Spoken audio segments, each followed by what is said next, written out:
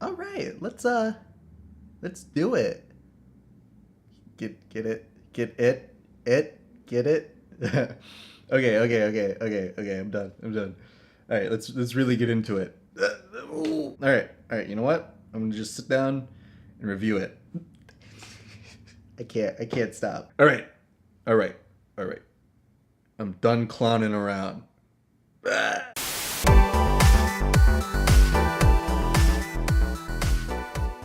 It was directed by Andy Muschietti and it stars Bill Skarsgård and a bunch of kids that were way funnier than Child You. Alright, let's start this off by pissing everyone off, shall we? Something you should know about me. I personally have no nostalgia for the original It. In case you didn't know, the original film of It, based on the Stephen King novel, was a two-part miniseries that aired on BBC in the late 80s. And oh boy, does it show. Honestly, it's kind of awful, save for Tim Curry's performance. Do you have Prince Albert in a can? You do? Well, you better let the poor guy out. And even he's gone on record by saying he's a little bit disappointed in that. And here we are, 27 years later, and the retelling of Stephen King's 1,000-page cocaine scribblings is now one of the most hyped films of the decade. So I guess you're here to have the ultimate question answered. Does this film live up to the hype? Yeah, kinda. This film is set in the late 80s and follows the children's portion of the novel. Kids around town are starting to disappear around the small town of Legend, wait for it, Derry, and a group of outcast kids band together to figure out what the hell is going on. Spoiler alert, it's a shape-shifting demonic fucking clown. You get the gist. Stand By Me meets Nightmare on Elm Street. Some spooky supernatural stuff happens to a group of fun kids. With a horror movie where an ensemble of children plays the main protagonist, the quality of the film pretty much solely lays on their shoulders. Luckily, this group of kid actors kick major ass. And a lot of them are mostly unknowns except for the kid from Stranger Things. But I think that kind of helps, not really having a preordained idea of who these kids are. And we can just experience them as these characters. The chemistry and camaraderie between these kids was really there, and without it, I think this film could have fallen flat. I honestly do think that this group of kids will be remembered as this generation's Stand By Me crew, or the Goonies group. The dialogue and humor utilized between these kids felt very real, very genuine.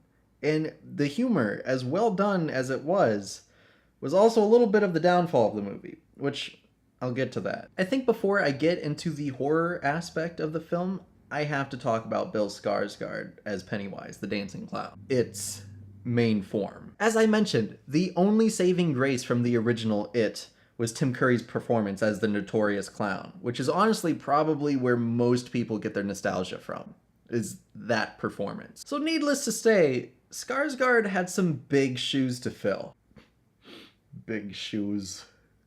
Get it? It's clowns. I'm happy to say that Bill Skarsgård really made this role his own. He kicks major acting ass and is crazy sinister. From his voice to his dancing, there are so many little idiosyncrasies that his Pennywise will be remembered for. A few notable features: his eyes sort of do this like anti-cross-eyed thing where they just go in complete opposite directions of each other. And I thought that was really fun. It's like, oh, that's a cool little effect that they did. But apparently Bill Skarsgård can like actually do that. Like, dude made his eyes go sideways. I thought that was neat. Like, honestly, if he did that in the audition, I think that's probably why he got the role. Like he did that and it was just instant boom, you're Pennywise, bro. I also totally love this bit where like spit just kind of like streams down his mouth and he doesn't do a frickin' thing about it. Like there's just a steady spit stream going down his clown mouth. And it was just this little thing that I noticed and I loved. It was just super cool performance. Plus, he absolutely killed that opening scene. Killed. Get it? He killed it. But yeah, that opening scene may have been one of the best scenes of the year. Because I had totally forgotten that this movie was rated R. Like, going into it, it just left my brain. Because I was so used to the original It. That was basically a PG Stephen King adaptation. And so when this film starts off and we're with these kids, it's like, okay, yeah, this is a kid's movie. This is a PG movie. It just started out as a kid's movie to me. Then that opening scene happened. And I was like, oh, right. Yeah, no, this is rated R. Cool. Cool. Really, all of the horror scenes were extremely well done. There was a lot of care taken into the creation of these scenes, melding CGI and practical effects, like, seamlessly. And it never relied too heavily on the CGI, which, if you know me, or if you've seen at least one of my videos, you know I'm not a big fan of when movies rely too heavily on CGI. I know it's really weird to say about scenes featuring kids being psychologically tortured and brutally killed, but these scenes were actually really fun. From a technical standpoint, this would have been a ball to shoot. And it was fun seeing filmmakers working together to showcase their skill and make something great, which is so rarely found in modern day film. The only downside to these scary scenes is the fact that they're not, well, scary. A lot of these scenes are disturbing and creepy, but they never really fully reached scary for me when they totally could have. Many horror scenes would end with the button of a joke, which really downplayed the scary shit that just happened. Don't get me wrong, the jokes were funny, and I laughed at them. They worked. But it took away from the horror aspect. The film definitely leaned heavily towards the 80s adventure movie genre, which is perfectly fine because they did it really well. I'm just saying it was a missed opportunity to have a potentially terrifying movie here. A few other cons on the scares real quick before I move on. There were a few jump scares, which I'm honestly really tired of seeing in modern day horror films. Granted, they weren't as bad as they could have been, I guess, and they were kind of spread apart. Another thing I wish they would have done is just utilize the power of silence. I find a scene so much more terrifying when there's very little score or very little sound in it. Every single spooky scene in this movie had extremely loud music playing to tell the audience basically, you should be scared right now, and we're letting you know you should be scared right now. Granted though, I did enjoy the music. I liked the score a lot. Like, it incorporated these like techno 80s like wet fart noises, which I know sounds bad, but it's like the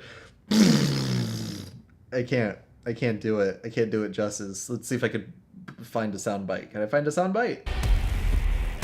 Because I'm bad at segues, let's abruptly start talking about the director for a moment. Andy Muschietti. Andy Muschietti. All right, I'm done.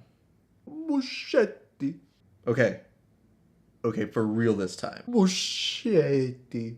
All right, seriously, I'm done now. Andy Muschietti very apparently has a lot of appreciation for the source material. And the one major thing that this film has above all other modern day horror movie blockbusters is heart. He made this film with care, and it shows in almost every aspect of the movie. His only previous feature film was Mama, which I wasn't particularly fond of, but I am excited to see more of his work in the future. I also really hope he gets to work with this cinematographer again, because they seem to work really well together. By the way, the cinematographer was Chung Hoon Chung, and I know that name probably doesn't ring any bells for you, but he was the DP for Old Boy, the South Korean Old Boy. That movie features one of the best long takes of all time. And the guy that filmed it. Oh, wait. So because of that, this film actually had style, which, again, a lot of modern day blockbusters just don't have. One major thing that people ask me when they ask me things about this movie is it better than the source material or the original TV miniseries? Yes. Absolutely, yes. Yes. The thing about the first movie of it is that it doesn't really stand for anything, or if it does, the message gets muddled. Tim Curry's performance as Pennywise, as fun as it is, it's just a demon clown tormenting these kids. In this film, Pennywise is actually kind of metaphorical. It's metaphorical! I found that what it is childhood fear. Every one of these kids have something to fear in their home lives and have their own real life demons to face every single day. In many instances, when we see how awful their lives are and the horrors they face are oftentimes just as scary, if not scarier, than the demon clown chasing them around town. There are many parallels in conquering their fears, both supernatural and in the real world. For a while, Cary Fukunaga, who did True Detective and Beasts of No Nation, was set to write and direct this film, but left due to, say it with me, creative differences. So he didn't get to make the movie he wanted to make, but his original script did leak, and they left a lot of plot elements from that script. The only thing about his script that was different was the horrors were much more psychological and a lot darker. He is still credited as one of the writers, so I think it was his contribution to make Pennywise much deeper than he originally was in the original film. I'm not sure how it was in the book, but I think it was represented very well here. I think the only con about the writing in this film was the fact that it was kind of structured very apparently. Like, I noticed a pattern in the movie.